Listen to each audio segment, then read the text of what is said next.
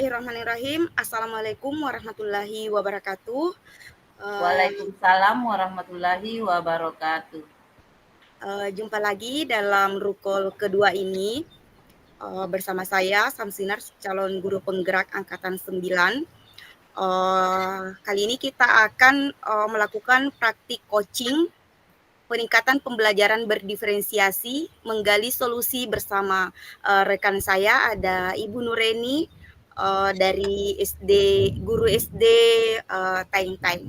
Sebelumnya saya menjelaskan dulu konsep coaching itu sendiri. Jadi coaching didefinisikan sebagai sebuah proses kolaborasi yang berfokus pada solusi berorientasi, hasil dan sistematis, di mana coach memfasilitasi peningkatan atas performa kerja, pengalaman hidup, dan pembelajaran diri, dan pertumbuhan pribadi dari coachee.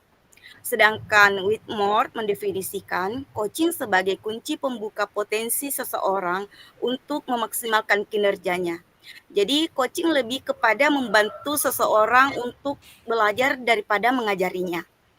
Sejalan dengan pendapat para ahli tersebut, International Coach Federation mendefinisikan coaching sebagai bentuk kemitraan bersama klien, coach atau coachee untuk memaksimalkan potensi pribadi dan profesional yang dimilikinya melalui proses yang menstimulasi dan mengeksplorasi pemikiran dan proses kreatif. Nah, tujuan dari coaching itu sendiri antara rekan sejawat atau guru bertujuan untuk memperbaiki kinerja mengajar menghadapi perubahan pembelajaran. Dengan bantuan coach, guru dapat mengidentifikasi area perbaikan, memperkuat budaya kolaborasi di sekolah, dan mengembangkan keterampilan pengajaran serta kepemimpinan.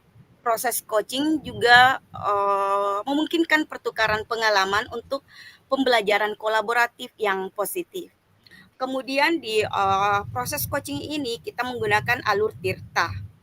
Sebelum membahas dan memberikan contoh alur yang spesifik dari setiap percakapan coaching di atas, kami perkenalkan acuan umum sebuah alur percakapan coaching yang akan membantu peran coach dalam membuat percakapan coaching menjadi efektif dan bermakna, yaitu alur Tirta. Tirta dikembangkan dari satu model umum coaching yang dikenal sangat luas dan telah banyak diaplikasikan, yaitu GROW model. GROW adalah kepanjangan dari goal, reality, option, dan will.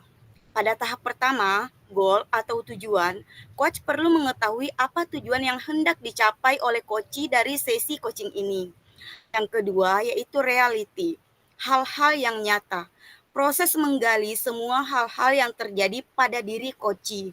Nah, yang ketiga adalah option atau pilihan.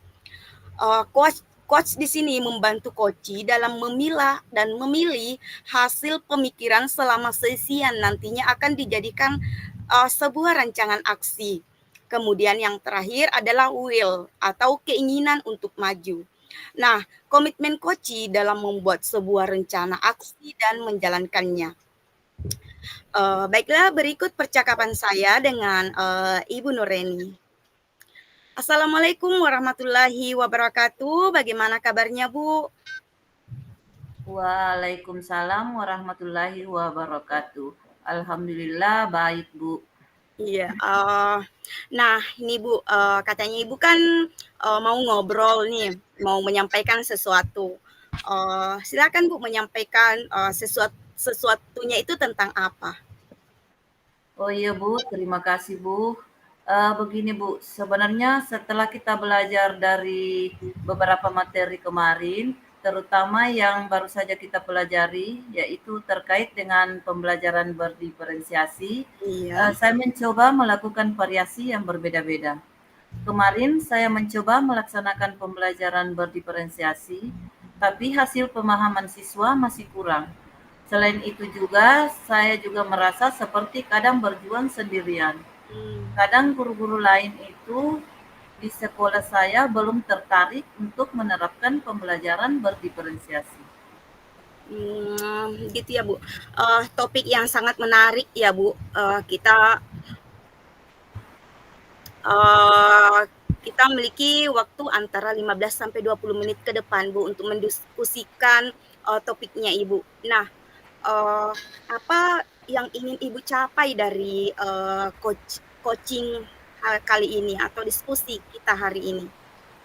Baik Bu, jadi saya ingin mendapatkan solusi tentang bagaimana caranya supaya bisa meningkatkan pemahaman siswa terkait dengan materi pelajaran yang dilaksanakan dengan berdiferensiasi atau pembelajaran yang berpihak pada siswa. Kemudian juga saya ingin agar partisipasi siswa meningkat dan rekan-rekan guru juga mau berkolaborasi dengan saya untuk menerapkan pembelajaran berdiferensiasi di kelas. Oh, begitu ya, Bu. Hebat sekali ya, Bu, sudah mulai menerapkan pembelajaran berdiferensiasi, dengan berbagai variasi yang berbeda di kelasnya Ibu. Tapi, Ibu merasa hasil pemahaman siswa belum optimal ya, Bu? Nah, Ya, Bu. kemudian nih, Bu, apa yang menjadi permasalahan Ibu dalam pembelajaran sebetulnya? Jadi itu Bu, terkait permasalahan, ada 3 hal. Yang pertama itu pemahaman materi dan Mhm. partisipasi siswa dalam pembelajaran. Kemudian yang kedua, bagaimana cara meningkatkan pemahaman dan partisipasi siswa dalam pembelajaran. Dan yang ketiga Bu, bagaimana caranya agar rekan guru mau berkolaborasi dan menerapkan pembelajaran berdiferensiasi. Wah, menarik sekali obrolan kita hari ini ya, Bu. Jadi saya juga banyak, mendapat pelajaran nih dari pembelajaran berdiferensiasi yang Ibu lakukan. Jadi Bu, Ibu ini memiliki 3 hal yang menjadi kendala dalam menerapkan pembelajaran berdiferensiasi, terkait pemahaman materi, partisipasi siswa, dan kolaborasi teman-teman ya, Bu.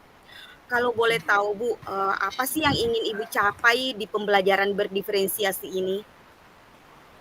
Sebenarnya Bu, saya ingin ketika pembelajaran berdiferensiasi itu, sesudah saya melakukan pengamatan, kuesioner, dan wawancara terkait kesiapan belajar siswa dan gaya belajar siswa, setelah itu dituangkan dalam rencana pembelajaran agar sesuai dengan kebutuhan siswa. Kemudian siswa berpartisipasi secara aktif dan materi pelajaran pun dapat dipahami oleh mereka. Kemudian juga pembelajaran berdiferensiasi bisa dilakukan secara berkesinambungan mulai dari kelas 4, 5, dan 6.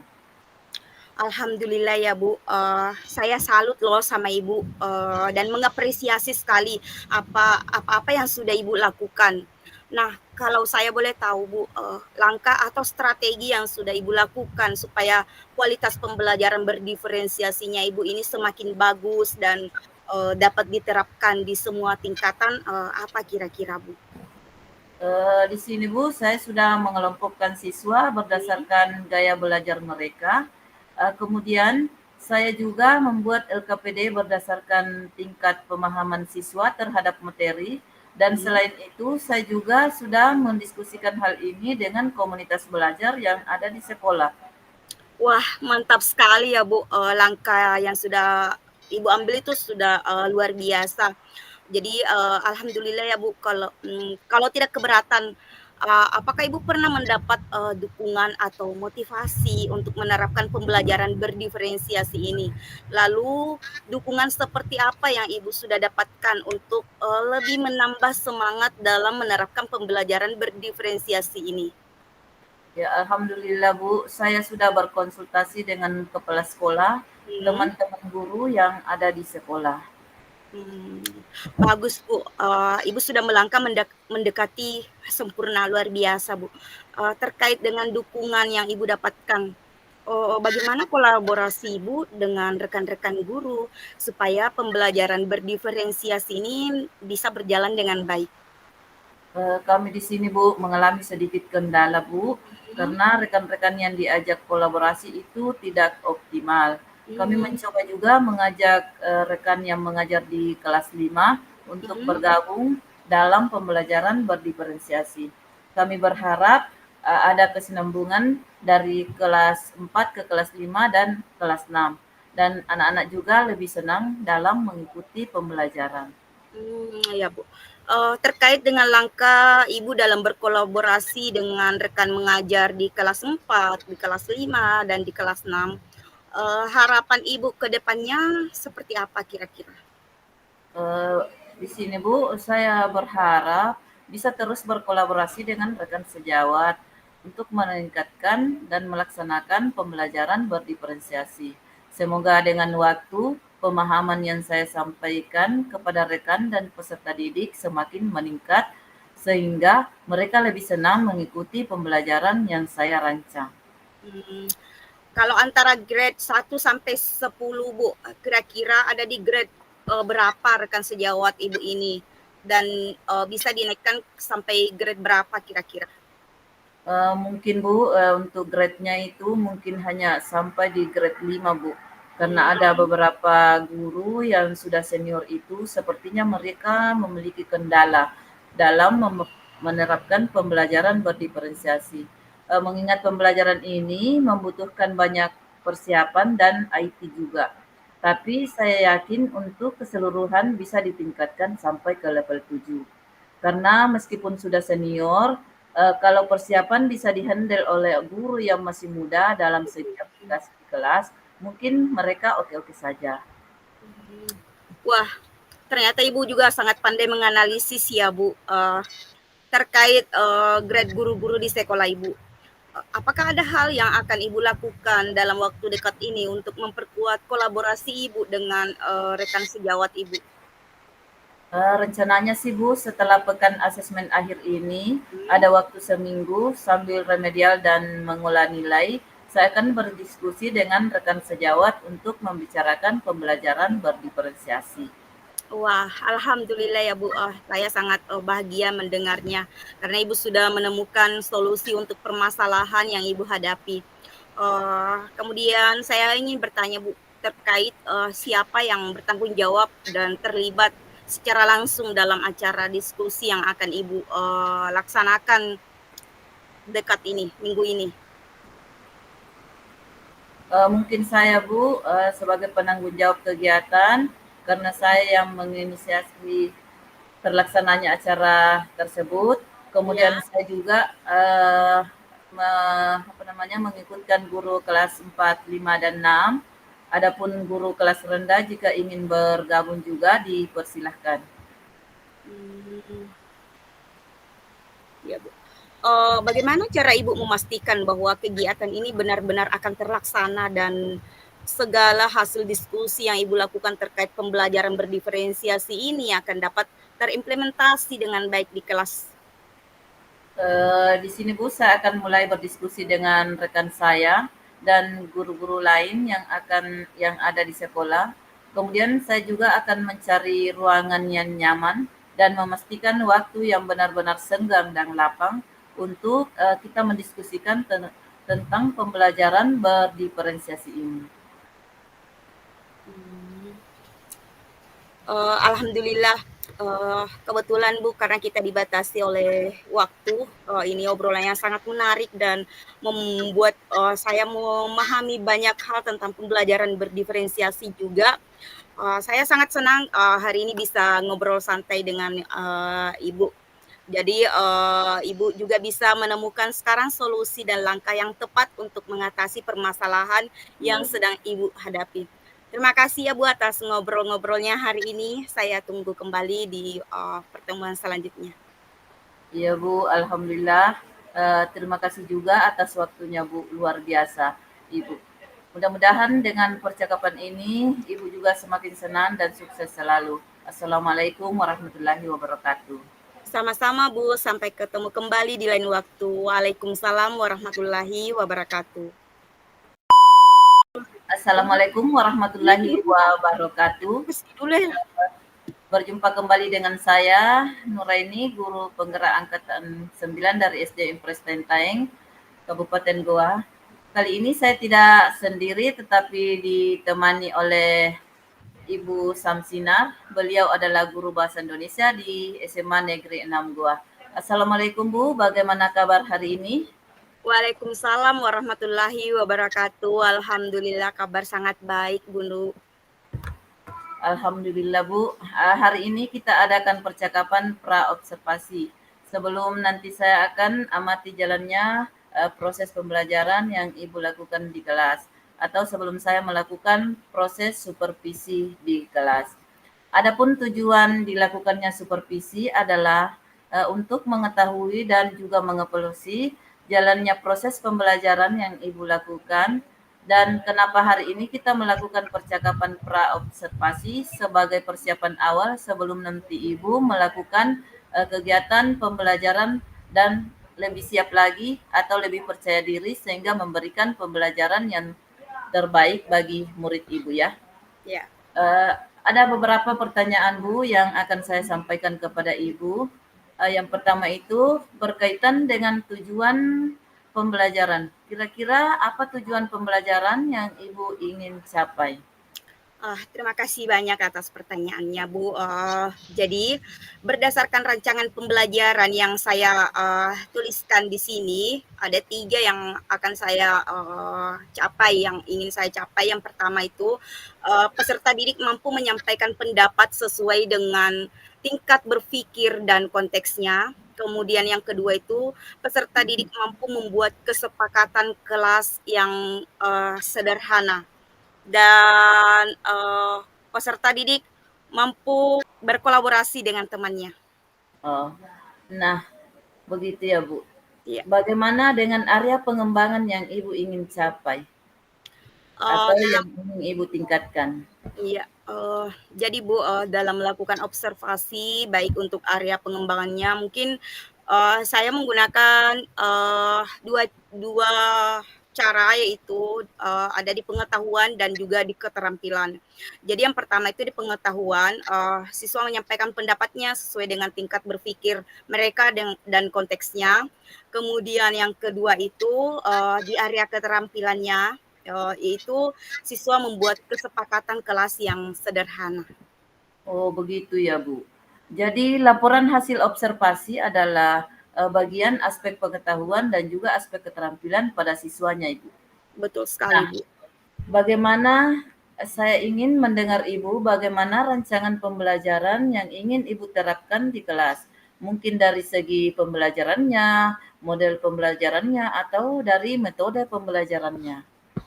Baik, Bu. Jadi untuk strategi ya, strategi yang saya gunakan itu adalah pembelajaran berdiferensiasi berdasarkan kesiapan siswa yang diintegrasikan dengan pembelajaran sosial dan emosional. Kemudian saya akan melakukan pembagian kelompok sesuai dengan kemampuan dan keterampilan dan keaktifan yang dimiliki setiap siswa di kelasnya. Dan untuk model pembelajaran yang saya gunakan itu, saya menggunakan model pembelajaran berbasis masalah atau problem based learning. Untuk metodenya, mungkin saya menggunakan metode diskusi ya Bu, diskusi kelompok untuk menjawab pertanyaan-pertanyaan dari dan juga penugasan yang mereka laksanakan. Oh, begitu ya, Bu. Baik, Bu. Jadi yang akan Ibu terapkan itu di kelas menggunakan strategi pembelajaran berdiferensiasi Iya, yang betul. diintegrasikan dalam pembelajaran sosial emosional menggunakan metode problem basic learning Ya, atau PBL dan juga dengan metode diskusi kelompok, kemudian penugasan dan juga tanya jawab ya, Bu. betul. Nah, bagaimana dengan media pembelajaran yang akan Ibu gunakan di kelas? Nah, untuk media pembelajaran ini Bu ya, saya menggunakan beragam pembelajaran, sesuai dengan keinginan siswa, keinginan minatnya. Jadi ada beraneka ragam, ada dari gambar, ada dari video, ada games musyawarah, kemudian LKPD untuk atau lembar kerja, seperti itu. Oh, oh iya Bu. Nah, kira-kira kapan Ibu akan melakukan kegiatan pembelajaran tersebut? Di hari apa? Di jam keberapa? Dan Nah, di jam berapa? kebetulan ini saya jadwalkan di hari Rabu ya Bu, di jam pertama, karena kebetulan saya mengajar di jam pertama di hari Rabu tersebut. Oh iya Bu. Jadi nanti hari Rabu depan ya Bu, saya akan Iya, datang ke kelas Ibu, saya akan melakukan supervisi kelas, saya akan melihat dan juga mencatat hal-hal apa yang terjadi di dalam kelasnya Ibu. Nah, nanti setelah melakukan kegiatan observasi dalam atau pembelajaran di kelas, kita akan mengadakan percakapan yang terakhir ya Bu, yaitu percakapan pasca observasi yang nanti akan didampingi oleh pengajar praktik. Sebelum kita akhiri, kira-kira apa yang Ibu dapatkan dari hasil percakapan kita hari ini? uh, saya mulai mendapatkan gambaran terkait media apa yang saya gunakan nanti. Kemudian saya juga sudah kepikiran persiapan-persiapan yang harus saya laksanakan dari sekarang. Alhamdulillah Bu. Terima kasih ya Bu atas waktunya cukup luar biasa ini dan sudah bersedia berbincang-bincang dengan saya di percakapan pra-observasi. Iya. Sampai ketemu kembali di kegiatan observasi di kelas pada hari Rabu depannya Bu. Demikian percakapan kita pada hari ini di kegiatan observasi kelas dan juga percakapan pasca observasi. Assalamualaikum warahmatullahi wabarakatuh. Waalaikumsalam warahmatullahi wabarakatuh. Itulah tadi hasil coaching kami dari kelompok 1, ada Bu Nureni dan ada saya sendiri, Samsinar, calon guru penggerak angkatan 9. Jadi yang pertama itu saya berperan sebagai coachnya dan Bu Nureni sebagai coachingnya. Kemudian dilanjut lagi di yang kedua, kita membahas tentang pembelajaran KSE di kelas. Ibu Nureni berperan sebagai coachnya dan saya sendiri sebagai coachingnya.